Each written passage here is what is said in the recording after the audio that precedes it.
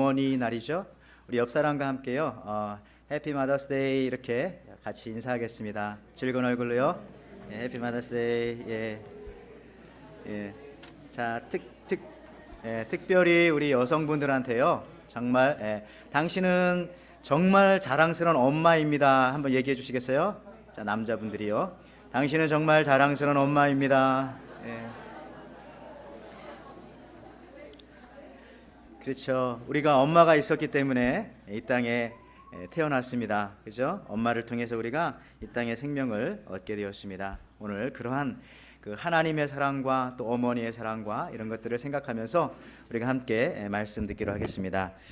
오늘 열왕기상 3장 4절에서 5절 또 16절에서 28절 말씀, 저가 그 어미라 라고 하는 제목인데요.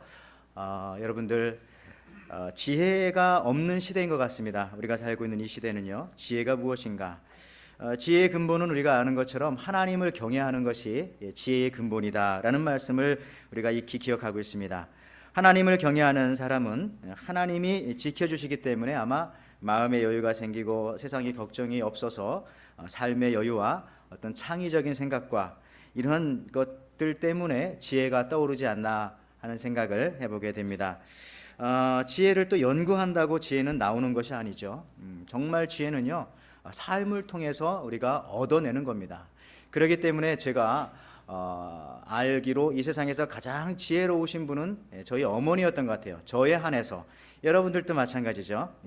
가장 지혜로우셨던 분은 어떤 박사님이 아니라 여러분들의 어머님이셨던 것으로 여러분들도 많은 분들 인정하실 겁니다. 지혜라고 하는 것은 그렇기 때문에 연구한다고 찾는다고 얻는 것이 아니라 삶 속에서 얻어내는 것이다. 한국에 가면은 은행나무, 제일 큰 은행나무가 있는 용문산이라는 곳이 있습니다. 거기에 갔던 기억이 있는데 용문산 길거리 상가를 지나가던 적이 있습니다. 거기에 농산물을 파는 아줌마를 봤어요. 이분이 관광객들이 지나가는데 아이들과 함께 지나가는 것을 보면서 이렇게 말합니다. 은행이 아이들 기관지에 좋습니다. 은행을 파는 겁니다. 조금 있으니까 부부 둘이서 지나갑니다. 그러니까 이 아주머니께서 은행이 정력에 참 좋습니다. 그래서 이 부부들한테 또 은행을 팔았어요. 조금 있으니까 아줌마들이 지나갑니다. 그러니까 은행이 피부 노화에는 최고입니다. 그래서 이제 은행을 팔았다는 거죠. 여러분, 은행을 파는 것이 아니라 어떤 면에서 보면은 고객에 맞는 가치를 팔 줄 아는 아주 지혜로우신 아주머니이십니다. 아줌마는 그저 먹는 은행을 파는 것이 아니라 건강과 또 행복을, 그 행복의 가치를 전달하고 파는 그런 아주 지혜로우신 분이다라는 거죠. 이게 삶의 지혜가 아니겠어요? 지혜로운 사람은 또 생선 가게에도 있습니다. 어떤 친구가 생선 가게에 가서 조기를 사려고 싱싱한 것을 고르려고 갔습니다. 조기 한 마리를 손에 들고서 냄새를 맡자 생선 가게 주인이 이렇게 말하는 겁니다. 왜 멀쩡한 고기를 가지고 냄새를 맡고 야단입니까? 그러자 그 사람이 이렇게 말합니다. 내가 냄새를 맡는 것이 아니라 귓속말로 바다 소식을 좀 물어보려고 하고 있습니다. 그랬더니 주인도 호기심이 생기는 거죠. 그래요? 그러면 조기가 뭐라고 말합니까? 라고 물어봤더니 이 친구가 대답하기를, 바다를 떠난 지 벌써 일주일이 넘어서 최근 소식을 알 수 없다고 말합니다. 이게 지혜죠. 무슨 뜻입니까? 생선이 썩었다. 일주일 지났으니까. 이렇게 정면으로 쏘아붙이지 않고 부드러운 웃음으로 넘기는 그런 재치와 유머를 가진 지혜로운 사람이죠. 여러분, 이런 사람이 있으면 싸울 일이 별로 없을 겁니다.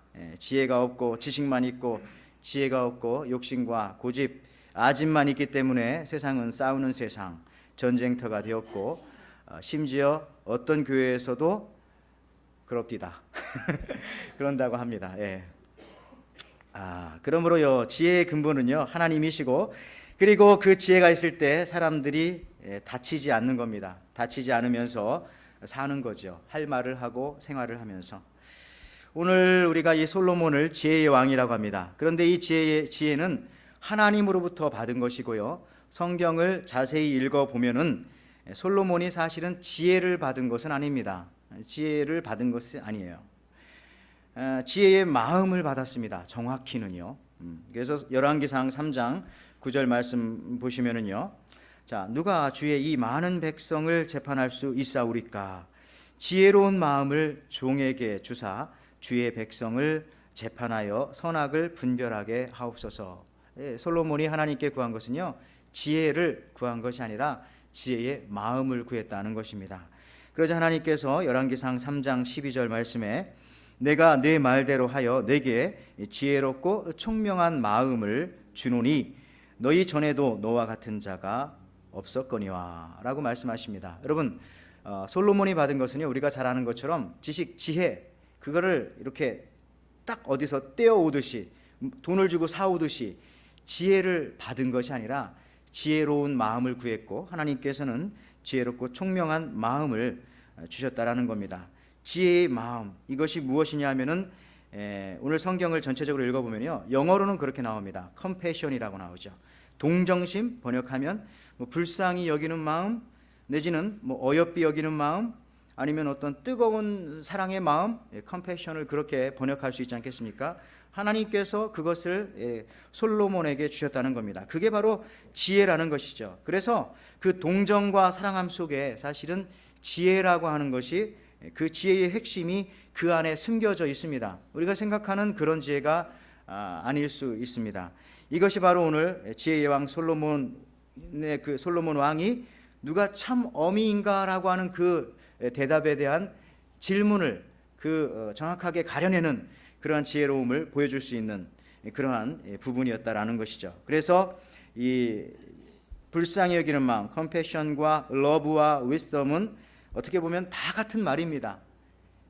동정심과 사랑과 지혜, 이런 것들이요. 그거를 하나님께서 마음에 담아서 지혜롭고 총명한 마음을 솔로몬에게 허락하여 주신 거죠. 여러분, 오늘 어머니 날이잖아요. 어머니 날. 아버지들 중에 불만이 있을 수도 있겠습니다만은 어떡합니까? 어머니 날이라고 그 어떤 아버지가 만들어 놨기 때문에 어머니 날인데, 아버지보다 사실 어머니가 더 많은 사랑과 동정과 불쌍히 여김이 있는 것은 사실입니다. 그걸 부인할 수 없어요. 우리가 한자를 보더라도, 중국말을 보더라도 그렇죠. 어머니 모자는요, 어머님의 따뜻한 젖가슴을 나타내는 그러한 모습을 상형화해서 만들었습니다. 근데 아버지 부자는 뭘로 만들었어요? 여러분 보시면 알겠지만, 안 나오나요? 나오네요. 도끼를 들고 있잖아요. 두 쌍도끼를 들고 있는 겁니다. 그런 겁니다. 어머니는, 아버지는 이렇게 엄하고, 어머니는 자애롭고 동정심이 많고 불쌍히 여기고, 이거 뜻글자이기 때문에 어느 정도 맞는 거죠. 또 사실 그렇게 돼야 한다라는 것을 우리가 교육을 받았죠. 어머니는 자애롭지만 아버지는 엄부이어야 한다, 이런 생각을 우리가 갖고 있습니다. 맞다 틀리다 말할 수는 없겠습니다. 여러분, 사람들은 사실 두 가지로 죽습니다. 두 가지로요. 예를 들어서 성격이 공격적인 사람이라면은요, 고혈압이나 중풍, 심장병 내지 뇌졸중, 공격적인 성향을 가지고 있는 분들은 보통 그런 걸로 이제 생명을 마감하게 됩니다. 반대로 성격이 소극적인 분들은 다른 말로 하면 자기 공격형인데, 자기가 자신을 공격하는 거죠. 꾹 눌러놓고 있으니까. 이런 분들은 주로 이제 암이죠. 위암이나 간암이나 이런 것들로 꾹 담아놓고 있기 때문에 그렇게 돌아가시는 경우가 많습니다. 나머지는 교통사고나 불의의 사고로 죽습니다. 그래서 진짜 건강한 사람은요, 다시 말하자면 참는 것은 아닙니다. 뭘 꾹 참는다고 해서 그 사람이 건강한 사람은 아니라는 것이죠. 우리 어머니들을 생각하면서 이 생각을 해봤습니다. 한국의 어머니들 항상 참고 살아오셨잖아요. 모든 것들을 가슴에 응어리로 가지고 살아왔잖아요. 그래서 미국 의사들이 보는 DSM-4라고 하는 이 병명이 적혀 있는 책이 있습니다. 이만큼 두꺼운 책에 보면은 한국 사람만이 가지고 있는 병 중에 화병이라고 있습니다. 화병, 화병이라고. 이것은 미국 의사들도 다 아는 병입니다. 한국 여성들이 가지고 있는, 한국 남성들이 가지고 있지 않고 한국 여성들이 가지고 있는 전 세계적인 모든 사람들이 인정하는 병이고, DSM-4라고 하는 책에도 기록되어져 있습니다. 그래서 말이죠, 이 화병을 우리가 가지고 있는 이유는 뭐냐면 꼭 담아두고 있기 때문에, 그렇게 사는 것이 또 옳다라고 우리가 한국의 어머니들이 그렇게 생각해 왔기 때문에 그런 거죠. 근데 그것이 좋은 것은 아니라는 거죠. 그래서 저는 그렇게 말씀드리고 싶어요. 우리 여기 계신 어머니들한테 욕 좀 하고 사십시오, 이렇게. 욕 좀 하고 사세요. 예수님도 욕을 했어요. 그렇죠? 예수님도 신앙의 이중성을 가진 바리새인들한테 이 독사의 자식들아라고 성경에 기록되어져 있습니다. 이 독사의 자식들아. 이것을 요새 말로 한국적인 문화로 하면은 이 개자식들아 이렇게 말을 합니다. 제가 잘 안 됐는데 연습할 땐 지금 너무 잘 되네요. 그래서 그렇게 번역할 수가 있습니다. 그러니까 우리가 거룩한 척 하지 말고 거룩해야 되는데, 저는 지금 한국의 어머니들이요, 한국의 여자들을 이야기하고 있는 겁니다. 얼마나 속이 썩었고 그 마음이 아프겠어요. 속에 있는 것들이 또 계속 썩고 있습니다. 계속 간직해 놔야 하기 때문에. 그래서 이 결혼도 안 한 그 이혜인 수녀분이, 그분이 강의하는 걸 한번 들어본 적이 있는데요. 그분이 이렇게 말하더라고요. 우리가 욕을 하고 살자. 욕을 하고 사는데, 물론 그 의미는 막 이렇게 욕을 남발하자는 것이 아니라 그 의미는 그거죠. 감정을 자유롭게 하자, 해방감을 가지고 살자라는 그런 의미입니다. 그러면서 이분들이요, 수녀니까 수녀들이 같이 공동생활을 하지 않습니까? 그래서 포스트잇에다가, 이 스티커에다가 그렇게 붙여놨대요. 자기들끼리 욕을 하는데 1번, 2번, 3번 이렇게 번호를 적어놓고 1번은 쌍시오자가 들어가는 거 그렇게 얘기했어요. 그래서 자기가 그 욕을 하고 싶으면 쌍시오자가 들어가는 욕 있잖아요. 그거 그러면 너 1번이야 이렇게 말하는 거죠. 그 다음에 개자가 들어가는 욕이 한국에 많습니다. 그런 경우는 번호로 2번을 썼어요. 2번. 그리고 여러분들 우리가 많이 쓰는 17과 비슷한 욕 하나 있잖아요. 그거는 뭐 이렇게 3번 이런 식으로 써가지고 서로 그런 식으로 욕은 안 하지만 그 번호로 얘기를 했대요. 그래서 예를 들어서 줄을 섰는데 어떤 아저씨가 끼어들었어요. 그러면 자기들끼리 얘기하는 거죠. 야, 저 아저씨 1번이다. 아니, 저 아줌마 2번이다. 이런 식으로 하면서 뭐 그렇게도, 그러니까 자기 마음속에 간직하지 말고 그걸 다 이렇게 품어내라는 거죠. 기도로 품어내고 그런 식으로 지혜롭게. 또 이분은 이렇게도 얘기합니다. 자기가 자기만 알고 있는 욕을 만든대요. 예를 들어서 이런 거죠. 쌍카라 망카라 뭐 이게 무슨 뜻인지 모르죠. 근데 자기는 쌍카라 망카라 뭐 이런 걸 막 만들면서 자기는 알고 있어요. 그 뜻을. 대충 여러분도 감은 오죠. 이런 쌍카라 망카라 할 때 그런 것처럼. 근데 자기가 이제 그렇게 화가 날 때 그런 단어를 쓴다는 거예요. 이제 남한테 피해는 안 주지만은 자기는 이거를 해소하는 거죠. 하나님께서 주신 지혜, 아마 솔로몬과 같은 지혜가 이것 중에 하나인지도 모르겠습니다만은 그렇습니다. 또 이분은 또 이렇게도 말하더라고요. 우리가 아이들한테는 가끔 욕을 하면 안 되지만, 절대로 안 되지만 할 수밖에 없는 상황이 이럴 때가 있대요. 부모로서 자식을 키우다 보면. 그러나 주의해야 할 것은 아이들한테 말할 때는 가능하면은 나쁜 말을 할 때 할 수도 있죠. 어떤 때는 해야 되기도 하니까 따끔하게 동물적인 용어를 넣지 말라는 겁니다. 예를 들어서 뭐 개 같은, 그 뒷말이 연상이 되죠. 야, 이 돼지 같은 뭐 이렇게 돼요. 근데 그렇게 개나 돼지나 뭐 이런 단어를 쓰지 말고 식물적인 용어를 쓰라는 겁니다. 그래서 이 동백국 같은 누구야 뭐 이 버드나무 같이 게으른 사랑하는 아들아 뭐 내지는 뭐 그런 거 있잖아요. 들불처럼 쏘아다니는 얘야 공부 좀 해라 라든지 그런 식으로 이러한 그 장미꽃 같은 누구야 그렇게 식물적인 말을 좀 쓰면은 그게 욕은 하되 굉장히 뭐 그냥 그렇게 끝난다는 거죠. 여러분들, 그리고 또 마지막으로 신체를 집어넣는 그런 욕은 절대로 하지 말라는 거죠. 우리 인간이 가지고 있는 신체, 그렇죠? 그래서 뭐 이 돌 대가리 같은 내지는 뭐 눈이 뭐 뼈냐 이런 것들 아주 나쁜 욕이 있잖아요. 그 의미를 찾아가다 보면은, 그러니까 어떤 인간의 이 신체를 집어넣은 말들은 절대 하면은 안 된다라고도 말하고 있습니다. 궁둥짝을 차버린다 뭐 이런 얘기도 요즘 하더라고요. 근데 그런 거 안 된다는 거예요. 여러분, 이제 한국 어머니들 생각하면서 이런 생각한 겁니다. 우리 한국의 어머니들이 얼마나 고생을 하셨어요. 하나님의 위로가 정말 우리 어머니들에게 이 시간 좀 있기를 바랍니다. 하나님의 위로가 우리 엄마들의 마음속에 이 들어가 있는 그 마음, 답답한 마음 속에, 남편도 속색이죠. 애들도 말도 안 듣죠. 엄마들 그렇잖아요. 할 일이 너무 많은 것 같아요. 엄마들은요. 아침부터 저녁 밤늦게까지. 또 더군다나 또 시자가 들어간 거 싫어하잖아요. 시댁 그 며느리 생활을 해야 되니까. 그래서 뭐 시금치도 안 드신다면서 시자가 들어가서 시래기도 안 드시고 다 아시죠? 또 찬송가도 꼭 그 찬송만만 들은 그 찬송가를 좋아하신대요. 예수가 함께 계시니 찬양 아시죠? 예수가 함께 계시니 시험이 오나 겁없네. 기쁨의 근원 되시는 예수를 위해 삽시다.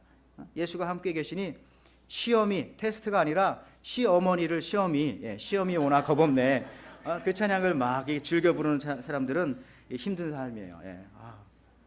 여러분, 그런데 알고 보면은 시어머니도 여자였고 그분도 누군가의 며느리였겠죠. 공통점이 그런 겁니다. 여자였다라는 그런 사실들. 여자로서 살아간다는 것이 그렇게 쉬운 일은 아니죠.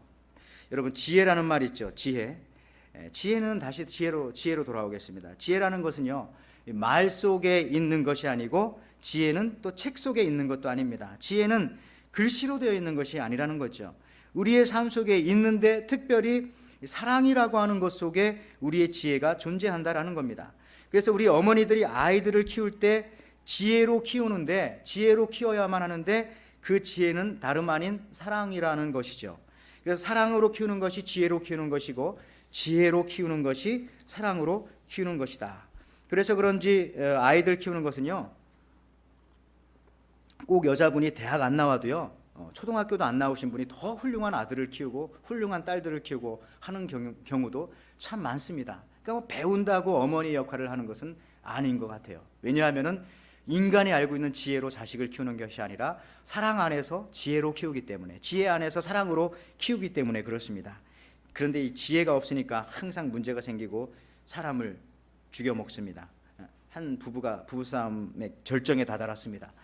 남편과 아내가 막 싸우는 거죠. 그러니까 이제 아내가 남편에게 막 이렇게 소리쳤어요. 내가 차라리 악마와 결혼했더라면 좋았을 거다. 그러자 남편이 이렇게 외칩니다. 아이고, 그것은 불가능할 걸. 왜? 근친 결혼은 법적으로 금지돼 있거든. 네가 악마다 이거죠. 그러니까 이제 뭐 안 싸우는 거죠. 관두자. 끝. 그다음에 이런 부부도 있다고 합니다. 한 부부가 유럽 여행을 가기 위해서 급하게 이제 인천 공항에 도착했습니다. 근데 갑자기 남편이 이런 말 하는 거죠. 야, 이럴 줄 알았으면 이번 여행에 우리 집에 있는 피아노도 좀 가져갈 걸 그랬다. 그러니까 아내가 이유를 묻자 남편이 이렇게 말했습니다.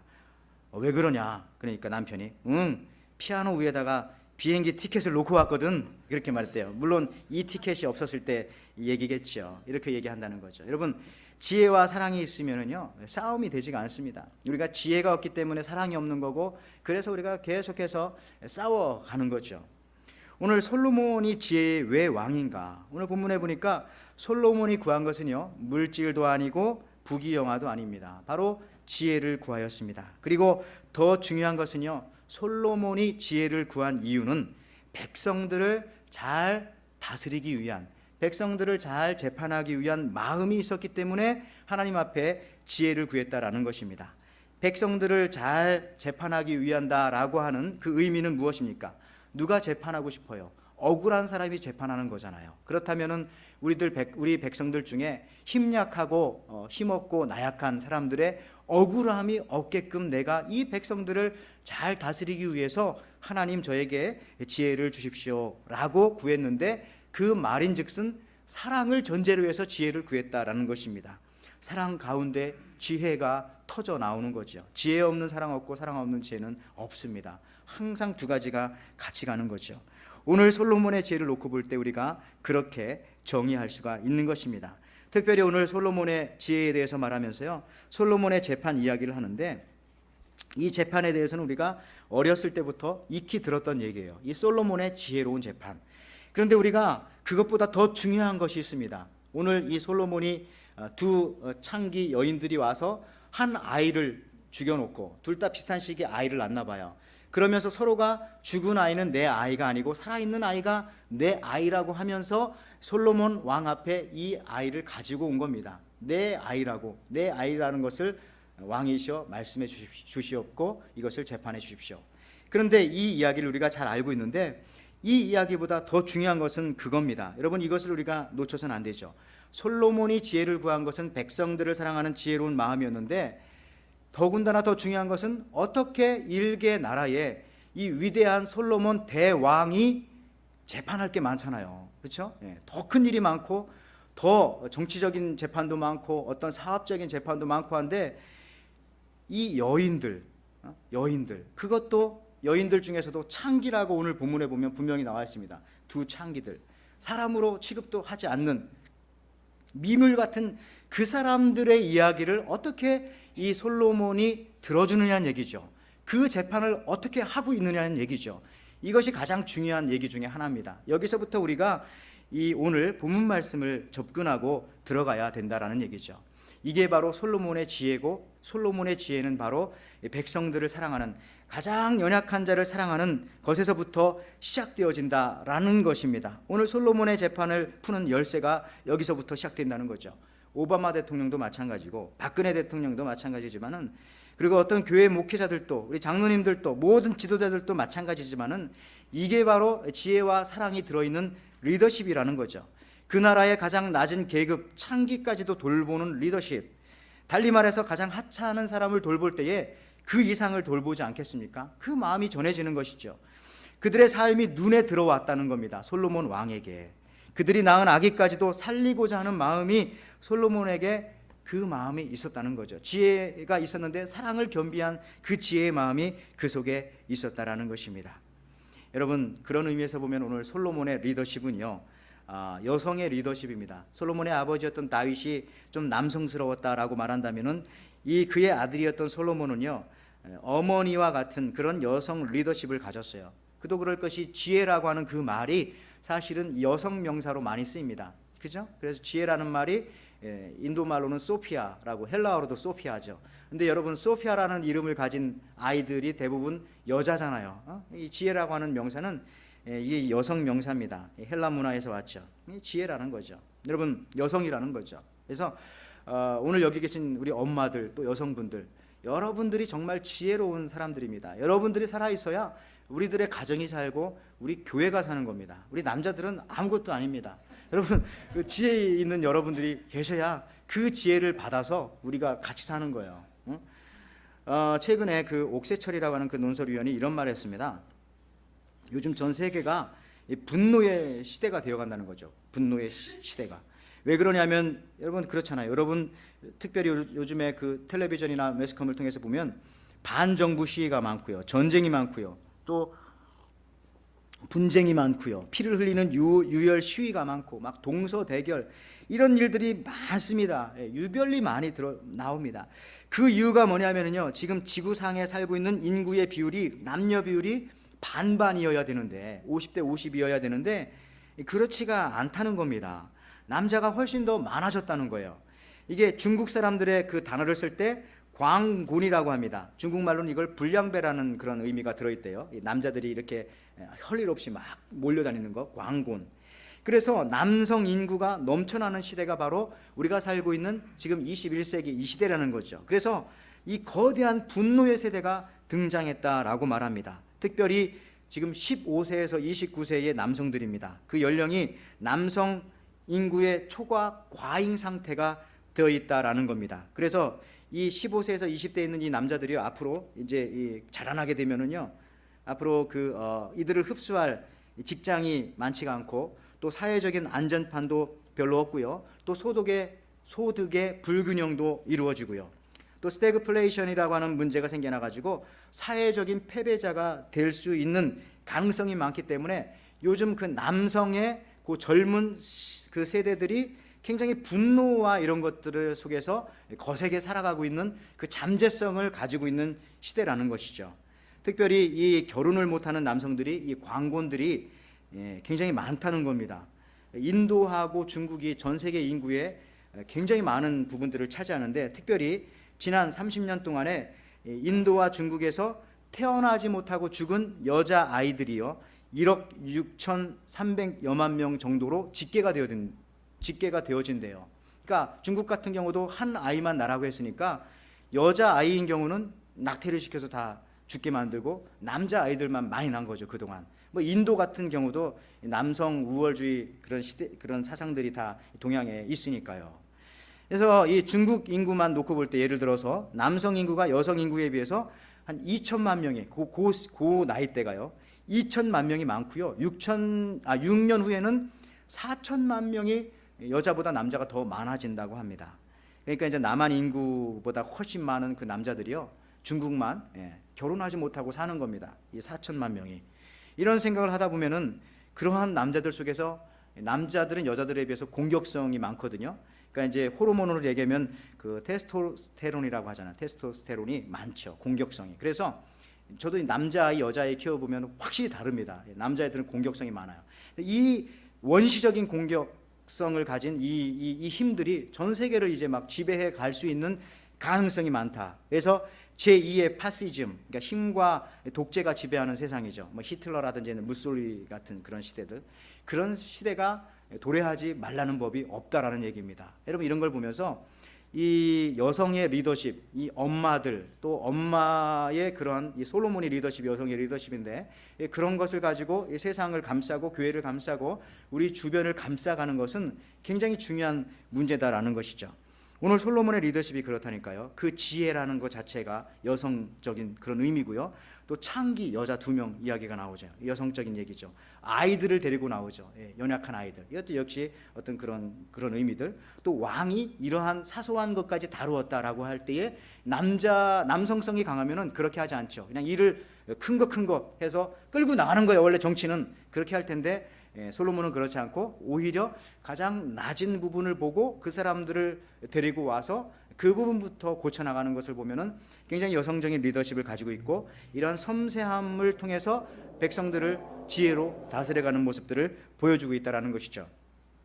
그런데 여러분, 이 솔로몬뿐만이 아니라 예수님도 그랬다는 겁니다. 예수님도요, 이렇게 살펴보면은 마태, 마가, 누가복음을 살펴보면은 여성성이 많이 있으셨습니다.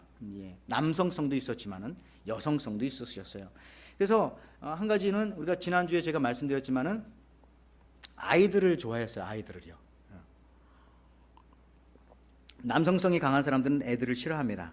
근데 여성성이 강하니까 아이들을 보드만 안고 안아주려고 했어요. 그리고 예수님의 설교도 이렇게 보면은 삶에 대한 설교가 참 많습니다. 어떤 여인이 드라크마, 동전을 잃어버렸다, 뭐 그것을 찾고 있다, 이런 얘기라든지, 또 예수님께서 자연을 참 좋아하셔가지고 자연을 정복하고 뭐 이러기 위해서 자연을 좋아한 것이 아니라 공중에 나는 새를 봐라, 보잖아요. 그냥 봅니다. 저걸 맞춰 떨어뜨려라 그러면 남성성인데 그냥 보라는 거죠. 봐라. 또 들에 핀 꽃을 봐라, 이런 거 다 여성성이잖아요. 그런 걸 볼 때에 저도 이제 우리 집에 남자아이 2, 여자아이 1를 키우지만은, 남자아이를 키울 때는 얘들이 뭐 하늘을 보고 꽃을 보고 바다를 보고 그런 거 전혀 없었던 것 같아요. 근데 딸아이를 키우다 보니까 바깥에 나가면 아빠 뭐 산을 봐, 뭐 말도 이제 배웠는데도 꽃을 봐, 나무다, 뭐 이런 얘기 해요. 그런 걸 보면서 이 여성성을 가지고 있는 사람들이 그런 걸 잘 보는 것 같아요. 예수님께서도 그러니까 굉장히 여성적인 그러한 여성성도 가지고 있었다는 얘기죠. 아니무스라고 하는 그런 여성성을 가지고 있어요. 그래서 마태복음 23장 37절과 누가복음 13장 34절에 보면은 예수님께서 십자가를 지시기 전에 에루살렘 성을 보고 이렇게 말씀하십니다. 에루살렘아, 에루살렘아, 내게 보낸 예언자들을 죽이고 돌로 치는구나. 암탉이 병아리를 날개 아래 품듯이 내가 몇 번이나 내 자녀들을 모아 품으려 하였더냐. 그러나 너희는 원치 않았다라고 말씀하시면서 예수님께서는요, 마치 자기가 사람들을 사랑하는 것을 암탉이 날개 아래 병아리를 품듯이 그렇게 하셨다고 예수님께서 말씀하시는 겁니다. 예수님은 자기 자신을 암탉으로 이제 비유하시는 거죠. 여성성이죠. 그렇게 예수님께서는요, 우리들을 그 엄마의, 그러니까 예수님은 남자지만은 그 마음은 엄마의 마음을 가지고 우리를 품어주신다는 거죠. 순간순간마다 그런 부분들이 있습니다. 여러분들, 세상에서 가장 지혜로운 분은 아까 제가 설교 초반에 말씀드렸지만은 어머니이고 어머님의 사랑입니다. 근데 오늘 솔로몬의 지혜를 나타내는 혹은 증명하는 사건이 이제 곧바로 나오는데, 그게 바로 오늘 이 2 아이, 누가 정말 이 아이의 어머니냐라는 것을 말할 때에, 이 살아있는 아이를 놓고 다툼을 벌일 때에 솔로몬이 접근했던 것은 무엇이냐 하면은요, 하나님께 지혜를 구한 이유도 그렇지만 불쌍한 사람들을 재판하기 위해서 그랬다고 말씀드렸지만은요, 이 사랑으로 접근을 합니다. 그 지혜가 어떤 부모에게 사랑이 있는가, 그 사랑이 있는 사람이 분명히 이 아이의 부모일 것이다, 어미일 것이다 라고 그렇게 접근을 해 들어가고 있는 것입니다. 왜 그렇습니까? 솔로몬의 지혜는 사랑이었기 때문에 이 2 여인 중에 누구에게 이 컴패션이 있는가, 사랑이 있는가를 살펴보는 것이죠. 엄마에게는 사랑이 있다라는 것을 솔로몬은 믿고 있었다는 것이죠. 왜냐하면 본인도 그 사랑의 마음이 있었기 때문에. 그러니까 요즘 같으면 이렇게 못하죠. 자르라고 하면 정말 자르면 어떻게 해요? 요즘 21세기에 다 가짜 엄마들이 많아가지고요, 정말 자르라면 자르잖아요. 그렇죠? 근데 그 당시 솔로몬은 적어도 자기도 동정의 마음을 갖고 있었기 때문에 사랑의 마음이 무엇인가를 본인이 마음속에 그 사랑의 마음이 백성을 향한 그 사랑의 마음이 불타고 있었기 때문에 분명히 이 두 어미 중에 하나는 내가 이 얘기를 하면은 두 아이를 가르라고 말하면은 분명히 그 마음속에 사랑의 마음이 불타오를 것이다 라고 하는 그러한 사랑에 대한 믿음, 사랑에 대한 확신, 그것을 솔로몬이 가지고 있었다라는 것입니다. 여러분, 이게 아무나 가지고 있는 것이 아니라요, 사랑을 가지고 있는 사람들만이 사랑을 압니다. 그렇잖아요. 간첩이 간첩을 서로 알아보듯이 사랑을 가지고 있는 사람이 저 사람이 사랑이 있는가라는 것을 알아요. 소매치기는 자기들끼리 알아요. 같은 팀이 아니어도 저놈이 자기가 소매치기, 그렇잖아요. 거짓말하는 사람들도 자기들끼리 알아요. 거짓말하는 사람들, 도둑도 도둑끼리 알고. 근데 오늘 솔로몬이 둘 중에 한 여인에게 사랑의 마음이 있다라는 것을 알 수 있었던 것은 본인이 백성을 향한 사랑의 마음이, 컴패션이 그 마음속에 있었기 때문에 그것을 가지고 어떤 면에서 보면 지금 이 저울질을 한 거죠. 굉장히 위험한 재판이기도 하지만 그것을 담대하게 할 수 있었다는 것입니다. 사랑을 믿은 거죠. 사랑의 지혜를 믿은 거죠. 하나님을 믿은 거죠. 여러분들, 인도에서 한 성인이 제자들과 함께 그 사람들의 뼈가 산더미처럼 쌓인 곳을 지나가게 되었습니다. 무서운 전쟁에 휩쓸고 지나갔던 모양이죠. 살아있을 때 부귀영화를 누리던 사람들도 그 뼈 속에 있었을 것이고, 또 고생하던 사람들, 어떤 사람의 뼈는 예쁜 사람들이었을 것이고, 어떤 사람들의 뼈는 미운 사람의 뼈였을 것이고, 숱한 뼈들이 이렇게 인도에 가면 이렇게 모아놓잖아요. 모아져 있었습니다. 제자들을 데리고 가던 이 스승이 그 뼈 앞에 가가지고 공손히 고개를 숙이면서 묵념을 했습니다. 그러니까 제자들이 이 스승한테 이렇게 물었어요. 아니, 숱한 사람들로부터 존경을 받는 스승님께서 어찌 보잘것없는 마른 뼈 무덤에 이렇게 인사를 하시고 예를 표하십니까? 그랬더니 이 스승이 하는 말이, 이 한 무더기의 뼈는 나의 오랜 조상이었거나 또 부모님의 뼈일 수도 있기에 내가 절을 하는 것이다. 그러면서 그건 그렇고, 이런 또 질문을 했어요. 그 다음 질문을, 자, 제자들아, 너희 중에 누가 이 수많은 뼈 중에서 여자의 뼈인지를 가려낼 수 있겠느냐? 여자의 뼈. 여러분, 뼈가 남자 뼈, 여자 뼈 어떻게 가려내겠어요? 피부가 있을 땐 가려내지만 여러분들 어떻게 가려내겠습니까? 제자들도 역시 어리둥절한 모습으로 서로 얼굴만 쳐다보고 있을 때에 이 스승이 그렇게 얘기했죠. 하나의 뼈를 이렇게 골라서 집어들더니 이렇게 말합니다. 자, 이 뼈가 여자의 뼈다. 여자의 뼈다. 스승이 스승한테 물어보는 거죠. 어찌 스승이 그게 여자의 뼈라고 말씀하십니까? 그랬더니 스승이 이렇게 말합니다. 남자의 뼈는 희고 여자의 뼈는 검고 가벼우니라. 여자의 삶을 생각해 봐라. 어려서는 여자이기에 남자들보다 대접을 잘 받지 못하고 살았다. 또 결혼하여 아이를 낳을 때마다 많은 피를 쏟고, 또 그렇게 태어난 아이를 키울 때에 18섬 너말이나 되는 흰 젖을 먹이는 까닭으로 여자의 뼈는 검고 가볍다, 이렇게 말했어요. 그러니까 그만큼 진액을 다 뽑아서 생명을 키웠기 때문에 그렇다라는 것이죠. 제자들도 이 선생의 말을 듣고 자기 어머니를 생각하면서 눈물을 흘렸다고 하는데, 정말 그래요. 골다공증 이런 것들은 남자들한테는 별로 없어요. 여자분들이 많아요. 아마 정말 그런 것 같습니다. 뼈에 이런 아픔들 다 그거를 진액을 뽑아서, 또 아이들 먹이는 그 젖이 사실은 피가 변해서 젖이 된 거잖아요. 그죠? 자기 피를 젖으로 바꿔서 생명을 길러왔던 그런 어머니들. 여러분들, 솔로몬에게도 이 엄마의 마음이 있었을까? 아까 말씀드렸지만은 여인의 가슴에 있는 아픔을 알았다는 거죠. 이 솔로몬은요, 그 마음이 있다는 것을 예측했기 때문에 단호하게 그렇게 처리를 했고요. 사랑에 대한 확신이 있었습니다. 여러분, 이 말씀을 마무리해 가면서요, 참 어머니가 있어야 그 공동체가 생명을 낳고 키워갈 수가 있습니다. 이 세상을 키우는 힘은요, 어머님의 힘이라는 거죠. 창세기 1장 1절에서 2절 말씀 보면 성경 첫 부분이잖아요. 거기 이렇게 나와요. 태초에 하나님이 천지를 창조하시니라. 땅이 혼돈하고 공허하며 흑암이 깊음 위에 있고 하나님의 신은 수면을 운행하시니라. 여기서 하나님의 신이라고 하는 말은요, 그 히브리어로 보면 르하으 엘로힘입니다. 그런데 수면을 운행하신다라고 하는 말은 라프라고 하는 단어를 써가지고 영어로 보면은 그 호버링이잖아요. 호버링. 그러니까 호버링이라고 하는 것이 뭐 새나 이런 것들이 이렇게 날개를 치면서 이렇게 날아다니면서 그런 걸 이제 호버링이라고 한다고 하더라고요. 근데 이게 똑같은 새가 또 알을 품고 있는 그런 의미로 쓸 때도 이 라프라고 하는 하나님의 신이 수면을 운행하신다, 천지창조 때에 그런 의미를 쓴다고 합니다. 무슨 말입니까? 예수님도 아까 자신을 암탉이라고 하면서 그 어미 닭이 새끼를 모으듯이 이렇게 감싸는, 보호하는 그런 모습. 또 창세기 1장에서도 우리 하나님의 신, 이 성령을 의미하는 거죠. 이것은 독일의 신학자였던 몰트만이 말한 겁니다. 하나님의 신 성령께서 온 세계 대지를 감싸고 계시다는 거죠. 창조 때부터 지금까지 하나님의 그 영, 그 홀리 스피릿이 우리를, 지금도 마찬가지고요.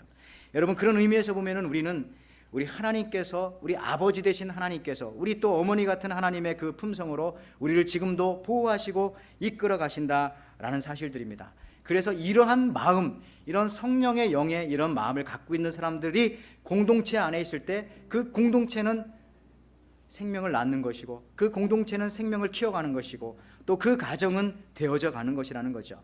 몇 년 전에 삼성생명에서 어머니라고 하는 제목으로 다음과 같은 기업 광고를 낸 적이 있습니다. 21살, 당신은 고개를 2개 넘어 얼굴도 본 적이 없는 김씨 댁의 큰아들에게 시집을 왔습니다. 26살의 여자, 시집 온 지 5년 만에 자식을 낳았습니다. 당신은 그제서야 시댁 어른들한테 며느리 대접을 받았습니다. 32살, 자식이 밤늦게 급체를 앓았습니다. 당신은 자식을 업고 읍내병원까지 밤길 20리를 달려갔습니다. 40세, 그해 겨울은 유난히 추웠습니다. 당신은 자식이 학교에서 돌아올 무렵이면 자식의 외투를 입고 동구 바깥으로 나갔습니다. 그리고 자식에게 당신의 체온으로 덮여진 외투를 입혀 주었습니다. 52살에 자식이 결혼할 여자라고 집에 데리고 왔습니다. 당신은 분칠한 얼굴이 싫었지만은 자식이 좋다니까 당신도 좋다고 하였습니다. 60세에 한갑이라고 자식이 모처럼 돈을 보냈습니다. 당신은 그 돈으로 자식의 보약을 지었습니다. 65, 자식 내외가 바쁘다며 명절에 고향에 못 내려온다고 했습니다. 당신은 동네 사람들에게 아들이 바빠서 아침 일찍 올라갔다며 당신 평생 처음으로 거짓말을 했습니다. 오직 하나, 자식 잘 되기만을 바라며 사랑으로 품어온 한평생이 바로 우리 한국 어머니들의, 어떻게 보면 여기 계신 또 여러분들, 또 여러분들의 어머니들의 그러한 모습이었고, 그런 어머니들이 있었기 때문에 생명이 나음을 얻었고, 그리고 그 생명이 키움을 입어서 여기까지 왔다라는 것입니다. 가정에도 이런 참 어머니가 있어야 됩니다. 교회에도, 또 믿음의 공동체에도, 우리 사랑방에도, 전도회에도, 남전도회도 마찬가지입니다. 그 어머니의 마음을 가진 남자들이 거기 있어야 됩니다. 솔로몬과 같이. 그럴 때에 어느 곳이든 참 어머니들, 참 어머니의 마음을 가진, 생명을 살리기 위해서 부리듯 하는 마음을 가진 사람들이 있을 때에 그 공동체는 살아나는 것입니다. 반토막 나서 죽는 것이 아니라 살아나는 것이죠. 자칫 우리가 참 어미의 마음이 없을 때에 우리 앞에 있는 가정과 교회, 공동체, 그것들은 반토막 나고 죽게 되는 것입니다. 여러분, 참 어미의 마음이 무엇입니까? 내 것을 손해보고서라도 생명을 살리는 것이 우선이며 참 어미의 마음을 가진 사람들의 모습입니다. 참 어미의 마음은 그것이 지혜이고 사랑이고, 그것이 바로 살리는 사람들입니다. 그런 어머니의 사랑과 지혜가 가득한 여러분들의 가정과 또 우리 에덴 교회가 되기를 주님의 이름으로 축원을 드립니다. 하나님 감사합니다. 우리 하나님께서도 또 우리를 감싸 안아주시고, 우리 예수님께서도 우리를 감싸 안아주시고, 그리고 오늘 솔로몬과 같이 또 자기 아이를, 정말 참 어미인 그 어미가 자기 아이를 살려낸 것처럼 우리도 품을 수 있도록 도와주시고, 우리도 어머니의 마음을 우리 마음속에 허락하여 주셔서 그 어머니의 마음을 가지고 우리의 가정을 살리고 우리의 교회를 살려갈 수 있는 주님의 귀한 백성들이 될 수 있도록 인도하여 주시옵소서. 감사드리며 예수님의 이름으로 기도하옵나이다. 아멘.